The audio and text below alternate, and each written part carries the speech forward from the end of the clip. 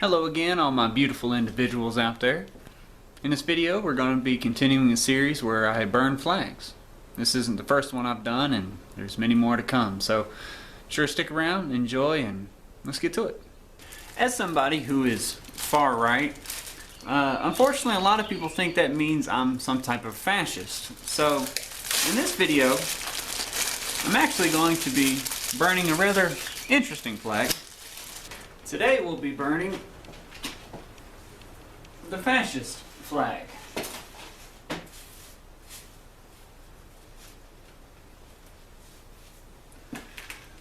Alright, so technically this is not the fascist flag. This is actually called the Kingdom of Italy flag. It is the flag that was already being used by Italy when Benito Mussolini took power with his fascist group.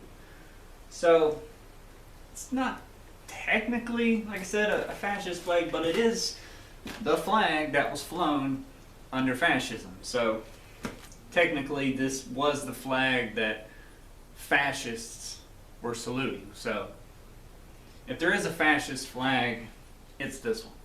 Now, who were the fascists? The term fascist actually comes from the Italian term fascio, which means to bind or come together. Okay? So this is a collectivist mindset. It's a leftist mindset, coming together, binding together. And the symbol or the image or logo of fascism is an object called a fascismo, which is an Italian term that means a bundle of sticks. In English, we would call this a faggot. Now you might be wondering, why did the fascists, choose the fascio as their symbol? Well, they chose it for the same reason that other socialists and communists use the symbol of a closed fist. Fingers, not that strong.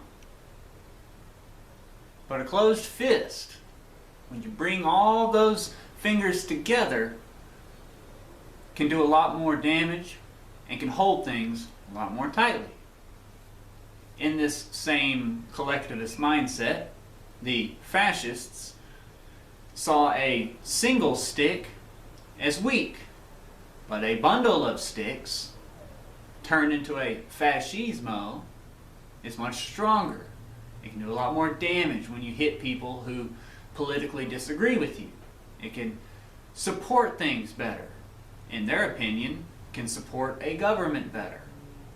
Just like the generic socialists and those who eventually became communists, fascists were all about workers.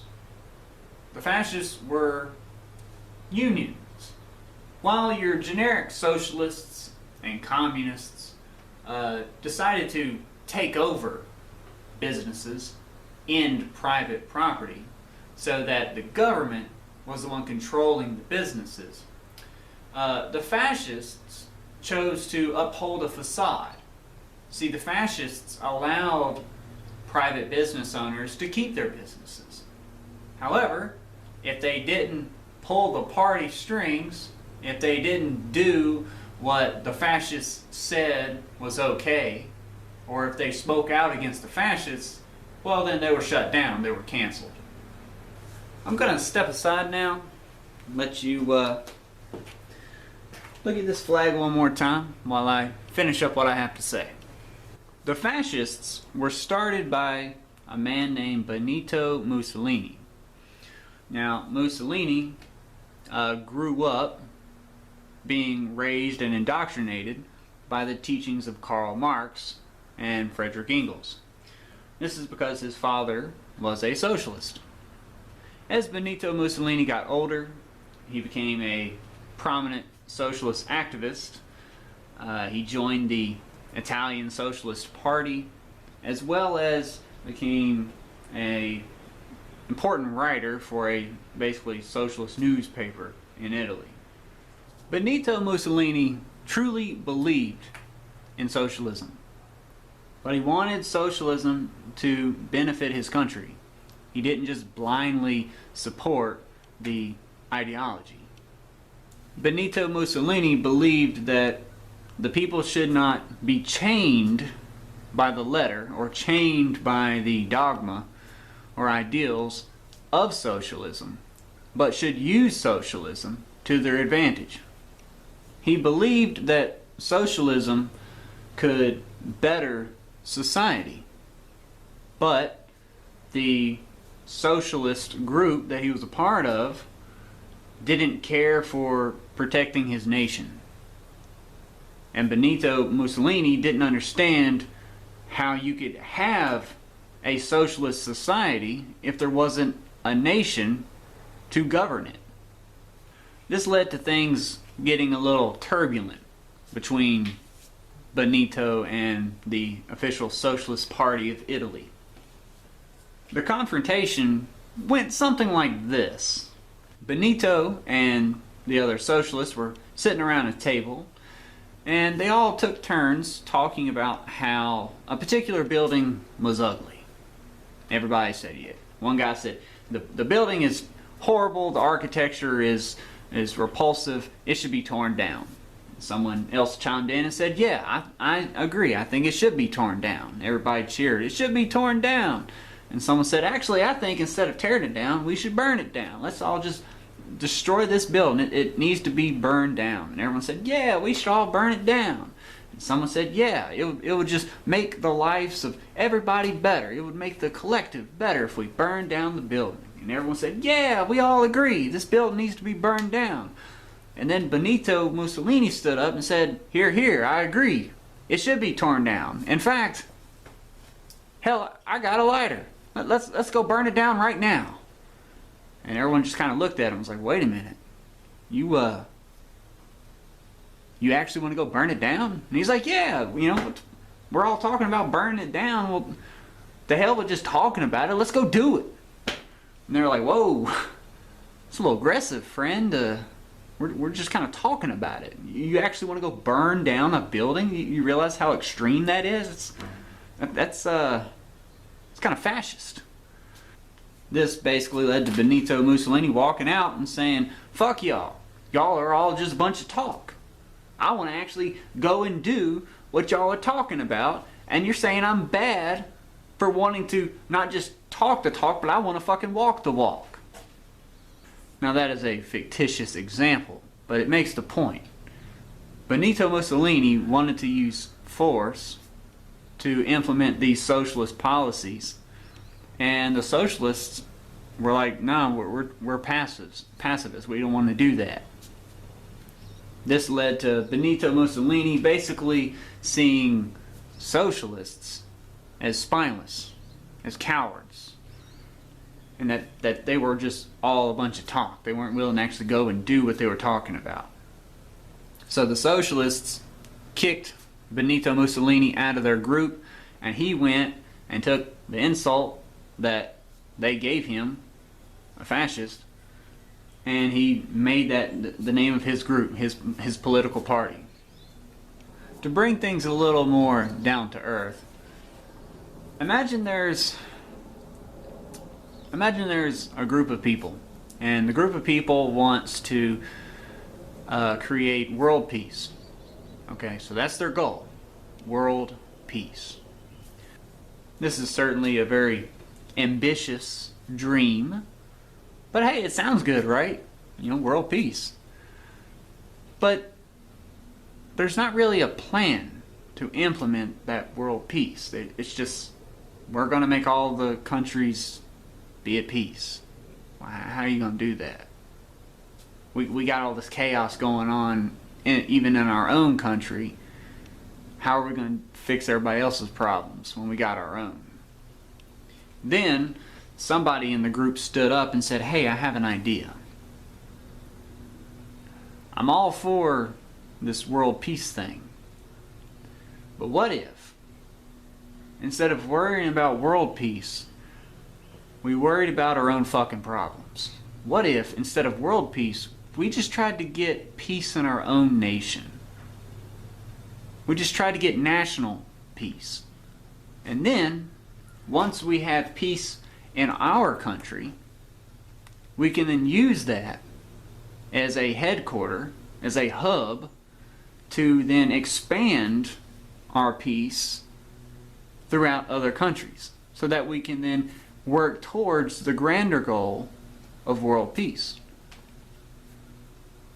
Then imagine the group says, you're a bad person for dare considering that, get out of our group. That's basically what happened with Benito Mussolini and the socialists. Instead of world peace, that they were wanting, workers of the world unite. And Benito was saying, why don't we just get the workers of Italy to unite first? Let's get our shit together here, and then we can expand it outwards. Y'all have a great dream, but you don't have an actual plan to implement it. So then he created the fascists. Who were the fascists? Back to the original question. Well, the fascists were a political group. They weren't in power. They were just average people. Just a bunch of, young white guys. And just average people off the street. And they wanted to initiate a political revolution. They wanted to come together from the ground up. And they wanted to seize control of the government. They wanted this political revolution to come in with fire and fury, quite literally. You see, what the fascists decided to do was they decided to dress in all black. They called themselves Black Bloc. Oh, sorry, not Black Bloc. The Black Shirts, yes. They were called the Black Shirts. And the Black Shirts, what they would do is these mobs would storm into the streets, and they would carry out mostly peaceful protests. They would attack people who dared to disagree with them. They had political differences, so the fascists would attack them, beat them. They would never use extreme violence. They didn't go out and just start shooting people, because that would look really bad in the headlines. So they used very low-tier tactics. They used like blunt objects, boards, sticks, probably chains, things like that. And they just used violence to attack their political opponents and scare them. They then also started moving towards businesses. Like I said, the fascists believed in people owning their own businesses, but those businesses were only allowed to continue being a business if they supported the fascist cause. So the businesses were forced to put up signs in their windows saying, "We support you, please don't destroy our business, please don't bust out our windows." And the fascists, if they didn't see those kinds of signs, they would destroy the businesses. They'd bust out windows, they would destroy and loot the stores, and sometimes they would burn down the buildings and burn down the businesses. And so with the threats of violence and vandalism and arson, the fascists used the threat of potentially creating more violence and chaos to seize control of the country. Now, of course, once the fascists took control, the fascists on the streets, they didn't take control of shit. They were just useful idiots. They were radicalized, brainwashed with this political ideology. And then, once Benito got empowered, they were just kind of tossed aside. They continued to go around and harass and attack people who disagreed with them. And then the police, the Italian police, they would just, turn a blind eye to it. The police were given basically stand-down orders, and would allow, they would make room for destruction, so that their voices could be heard. This may sound a little familiar to you. You might have heard of a group similar to this. I know there are some people out there who are very anti-fascist, and you might be a part of that, and so you probably know the groups I'm talking about. You don't like these groups that act fascistically, but if you are part of the anti-FA, the Antifa or anti-faggot action, if you're a part of that group and you're really against fascism, my advice to you is, while you're tearing down, a bunch of like statues, Confederate statues, which by the way, I'm totally for. I support you. You're doing great. You're doing the Lord's work by tearing down those Confederate statues. They all should be destroyed. I totally support that. But I feel like you're missing opportunity. So if you are a member of Antifa, the next time you decide to storm the Capitol of the United States, maybe you should, go into, maybe you should go into the House floor and destroy the giant golden faggots on the wall. Because right there, if you can't tell, are two giant fascismos displayed for all of America and the world to see. It's a fucking disgrace. It's embarrassing to have that on walls inside of our government. It's like having the hammer and sickle on our fucking walls. It's repulsive. And that's where our presidents give speeches, surrounded by that imagery. Tear that shit down. So to wrap this up, yes, I am far right.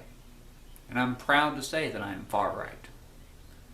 But does that mean I support fascism? No, absolutely not. Because fascism is not far right.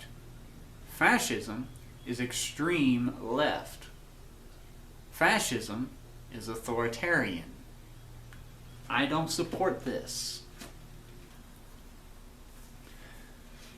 Many people who support communism will acknowledge that there's a difference between what is considered Marxism and then what is considered Stalinism and then what is considered Maoism. They all acknowledge that Stalinism and Maoism are communism,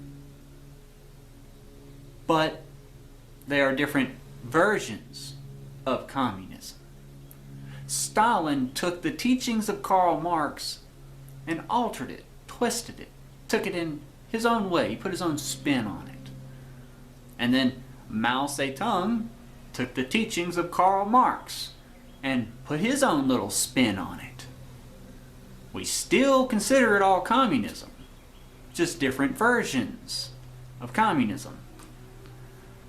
What the world, and probably you, consider fascism is simply the creation of Benito Mussolini, who took the teachings of Karl Marx and put his own spin on it.